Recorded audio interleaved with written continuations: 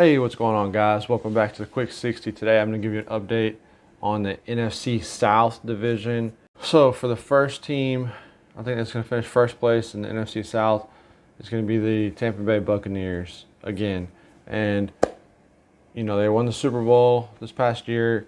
They have everybody returning to their roster from last year. I predict them to go 12-5. You know, with Chris Godwin, Antonio Brown, Leonard Fournette, and Mike Evans on offense, as well as Shaquille Barrett and Vita Vea on defense. I think that their weak point is cornerback with Sean Bunting and Carlton Davis at corner, but I think that they have enough linebacker depth with Devin White to help surpass that cornerback issue. So I think that they're going to go 12-5. I don't anticipate them to win the Super Bowl, but 12-5 is good enough to make the playoffs again. Next, I have the New Orleans Saints coming in second, actually a tie with the Carolina Panthers. They're going to go 6-11. So first we'll talk about the Saints. You know, you're going to have Jameis Winston taking over. Drew Brees retired, so he's taking over at the helm. He seems a lot more serious in the playbook this year, this offseason, so we'll see if that pays dividends for the Saints. You know, you also have Tre'Quan Smith. He's coming up as a number 2 receiver behind Michael Thomas, so we'll see what happens there. Alvin Kamara should be back full strength as well, so he'll be a big integral part of the Saints offense.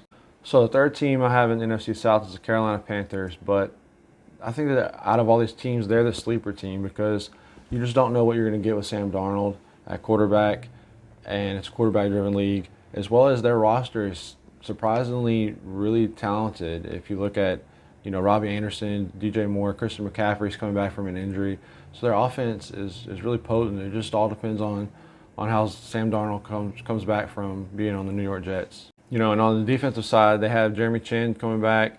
They drafted J.C. Horn at corner, so we'll see what happens with him if he lives up to the hype. They have Perryman. They have Hassan Reddick on defense. So, you know, they have Shaq Thompson as well.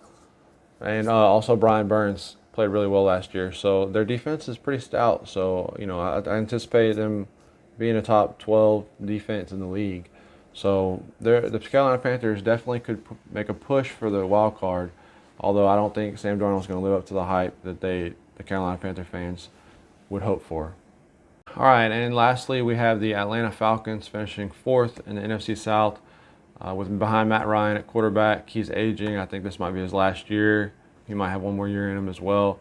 And then you have, you know, not a lot of depth on defense or at running back or a receiver. I think they're loading up draft picks, draft capital for him the next few years.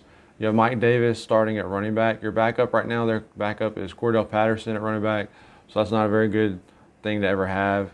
You know, you have Calvin Ridley just came off foot surgery, so we'll see what happens with that in the offseason, see if he's back to full strength. They definitely need to have him at full strength since they just traded Julio Jones. You know, the Falcons have Russell Gage as their number 2 receiver, so that's usually not too good when Russell Gage is your number 2 receiver on your offense. And they also drafted Kyle Pitts, the tight end from Florida, so we'll see what happens with him. If he lives up to the hype, that'll be good for the Falcons. You know, and on the defensive side for the Falcons, they have holes everywhere. Realistically, I think they only have Dante Fowler. He's okay. He didn't really live up to the hype. And then they have Deion Jones at linebacker. Other than that, A.J. Terrell, at corner, they have a lot of gaping holes on the defense. So they're going to be struggling.